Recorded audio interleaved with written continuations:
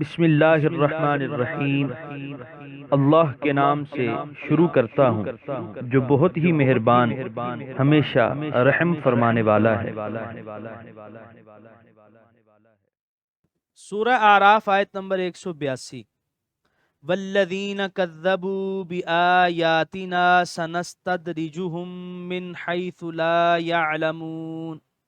ترجمہ: اور جنہوں نے تکذیب کی ہماری آیتوں کی تو ہم آہستہ آہستہ پستی میں گرا دیں گے انہیں، اس طرح کہ انہیں علم تک نہ ہوگا۔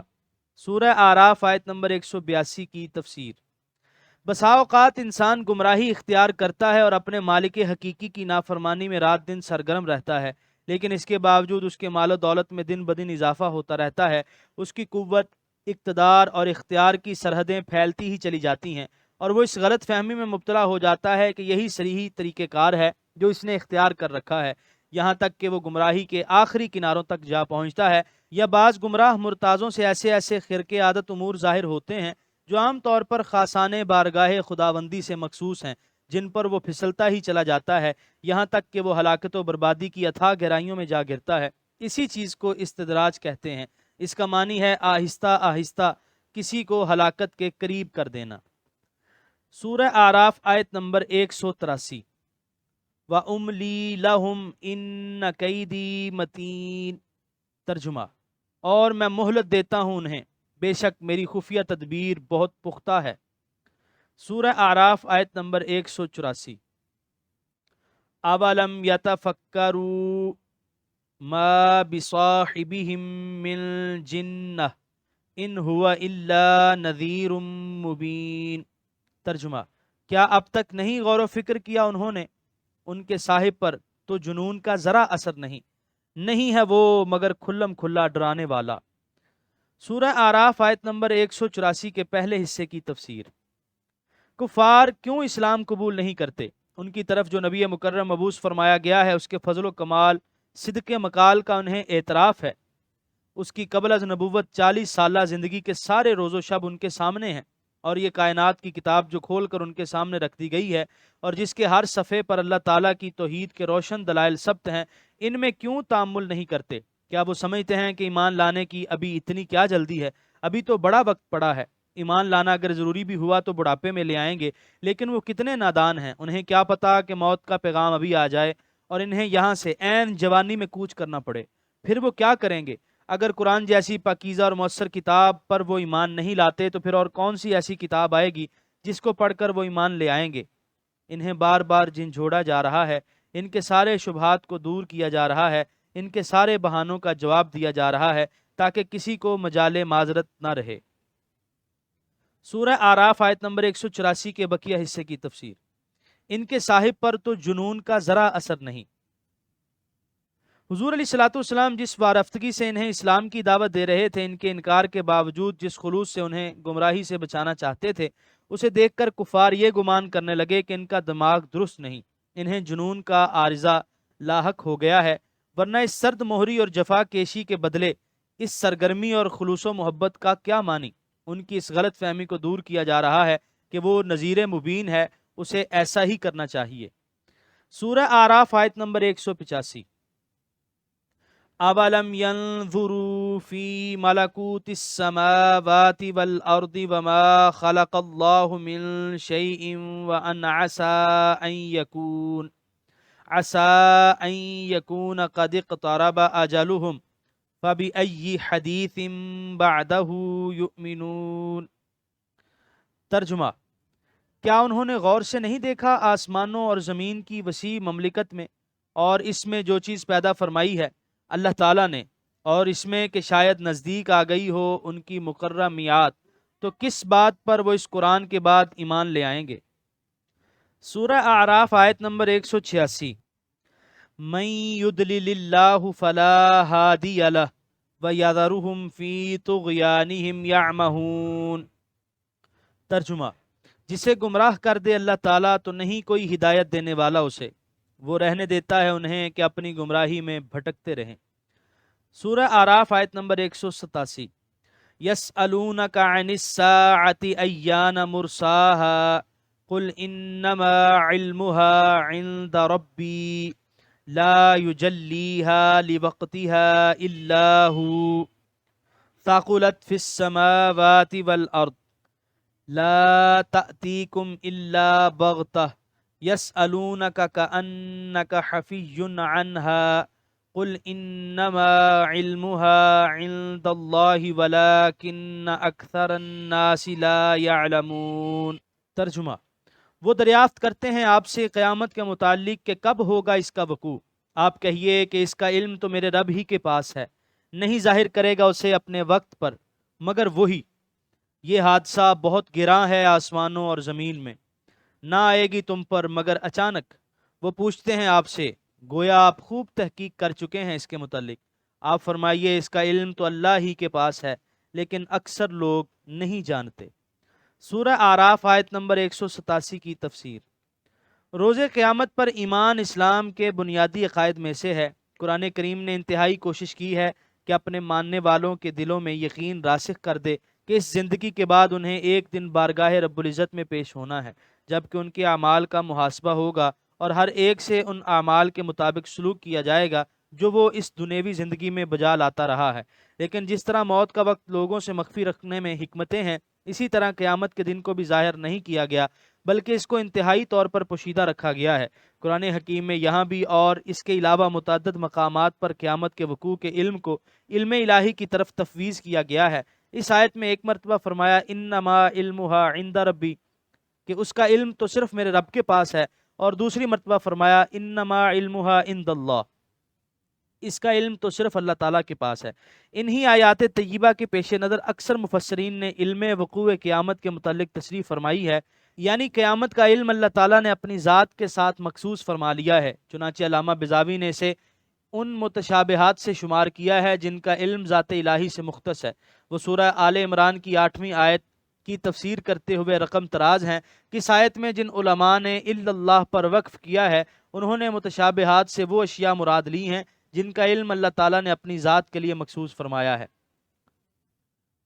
ترجمہ، جن علماء نے اس آیت میں الا اللہ پر وقف کیا ہے انہوں نے متشابہی کی تفسیر ان امور سے کی ہے جن کے علم کو اللہ تعالیٰ نے اپنی ذات پاک کے ساتھ مخصوص کیا ہے، جیسے اس دنیا کے بقا کی مدت، قیامت برپا ہونے کا وقت، زبانیہ کی تعداد، نیز وہ آیات جن کا ظاہری معنی دلائل قطعیہ کے باعث مراد نہیں ہو سکتا۔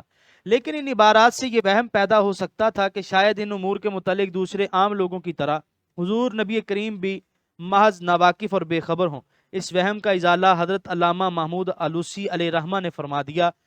اسی سابقہ آیت کی تفسیر کرتے ہوئے آپ تحریر فرماتے ہیں، یعنی جنہوں نے متشابہ کی یہ تعریف کی ہے کہ وہ امور جن کا علم اللہ تعالیٰ نے اپنی ذات کے لیے مختص فرما لیا ہے، وہ بھی اس کا انکار نہیں کرتے کہ اللہ تعالیٰ نے اپنے محبوب کریم صلی اللہ علیہ وسلم کو بذریعہ وحی یہ امور مفصلاً سکھا دیے ہوں یا ولی کامل کے دل میں القاء فرما دیا ہو، لیکن یہ تفصیل بھی اللہ تعالیٰ کے علم محیط کے درجے تک نہیں پہنچ سکتی، یا تفصیلاً نہیں تو اجمالاً۔ جس شخص کو بھی سید المرسلین کی شان رفیع کا علم ہے اور حضور پر نور کی امت کے اولیاء کاملین کے رتبے کو جانتا ہے، وہ یہ کہنے کی جرت نہیں کر سکتا۔ تفسیر روح المعانی جلد نمبر 3 صفحہ نمبر 87۔ سورہ اعراف آیت نمبر 188۔ قل لا املک لنفسی نفعا ولا ضرا الا ما شاء اللہ ولو كنت اعلم الغیب لاستکثرت من الخیر وما مسنی السوء ان انا الا نذیر وبشیر لقوم یؤمنون۔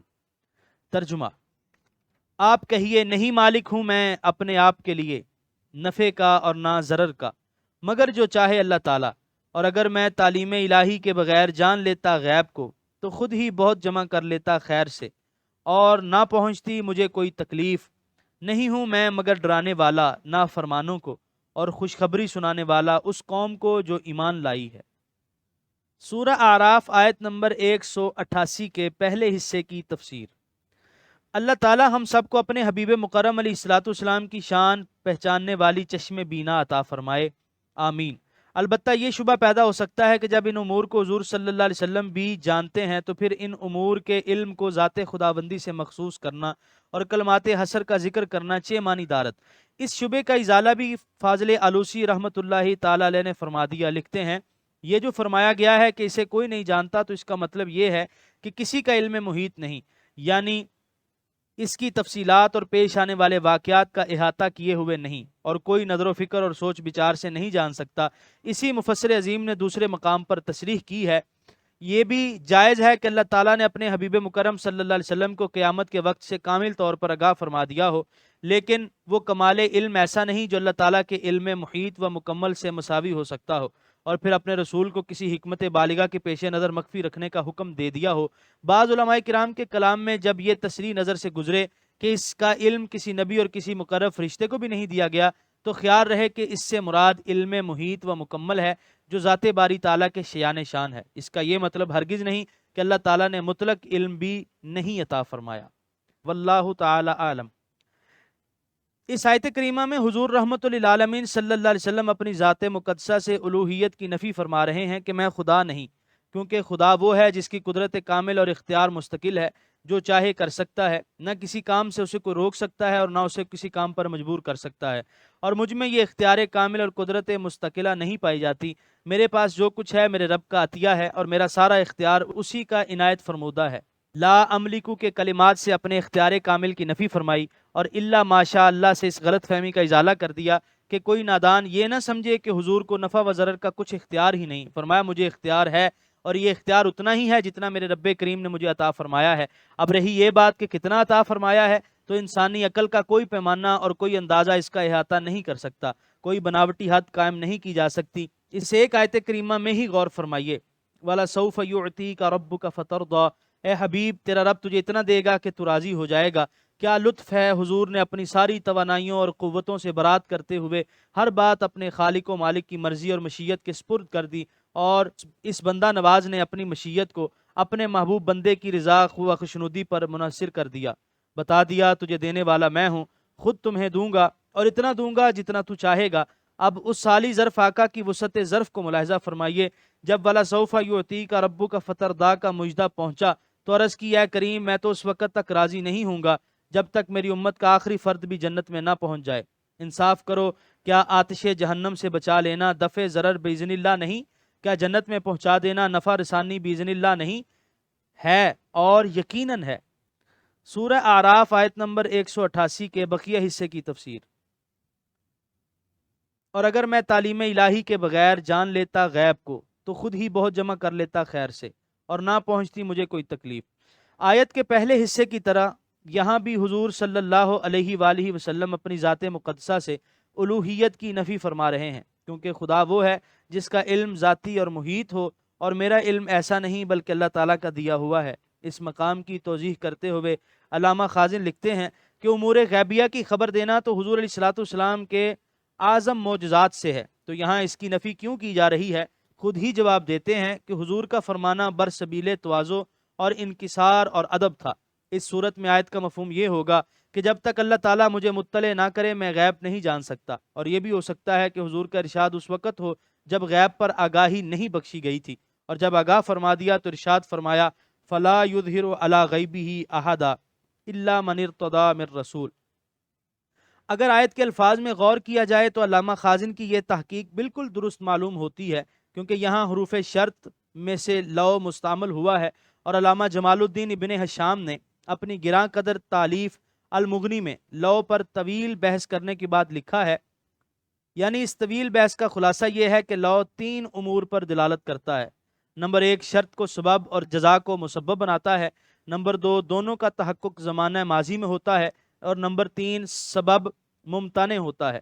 اس تحقیق کو ذہن نشین کر لینے کے بعد آیت میں غور کیجئے کہ اگر یہاں علم غیب سے مراد علم ذاتی جو قدرت ذاتی کو مستلزم ہے نہ لیا جائے تو یہ سبب نہیں بن سکتا، کیونکہ صرف علم خیر کثیر جمع کر لینے اور ضرر کو دور کرنے کا سبب نہیں ہوا کرتا، کیونکہ کسی تکلیف کے وقوع کا علم قبل از وقت ہو جاتا ہے لیکن انسان اس سے بچ نہیں سکتا۔ موٹی سی بات ہے، کسی شخص کو عدالت عالیہ سے اگر پھانسی کا حکم ہو جائے تو وہ یہ جانتے ہوئے کہ مجھے پھانسی دے دی جائے گی اپنے آپ کو نہیں بچا سکتا، اس لیے حصول خیر اور دفع ضرر کا سبب علم ذاتی ہی ہو سکتا ہے جو قدرت ذاتی کو مستلزم ہے، تب ہی لو شرط اور جزا میں سببیت کا علاقہ پیدا کر سکتا ہے جو اس کا پہلا خاصہ ہے۔ اس کا دوسرا خاصہ کلام کو زمانہ ماضی کے ساتھ مخصوص کرنا ہے، اور زمانہ ماضی میں کسی چیز کی نفی اس امر کو مستلزم نہیں کہ آئندہ بھی یہ نہ پایا جائے۔ لو کا تیسرا خاصہ یہ ہے کہ وہ سبب کے ممتانے ہونے پر دلالت کرتا ہے، اور علم غیب جس کا حصول ممتانے ہے وہ علم غیب ذاتی ہی ہے۔ اللہ تعالیٰ کے بتانے سے کسی غیب کو جان لینا کسی کے نزدیک بھی ممتانے نہیں، بلکہ سب اس کے قائل ہیں کہ اللہ تعالیٰ کے سکھلا دینے سے علم غیب حاصل ہو جاتا ہے۔ اب لو سے جس علم غیب کی نفی کی جا رہی ہے وہ ہے جس کا حصول ممتانے ہے، اور وہ علم غیب ذاتی ہے۔ اس لیے اس آیت کریمہ سے علم غیب عطائی کی نفی نہیں ہوتی، اور ہم یہی اعتقاد رکھتے ہیں کہ حضور نبی مکرم صلی اللہ علیہ وسلم کو اللہ تعالیٰ نے غیب کا علم عطا فرمایا تھا، اور حضور علیہ الصلوۃ والسلام کو اللہ تعالیٰ سے غیب کا علم حاصل تھا۔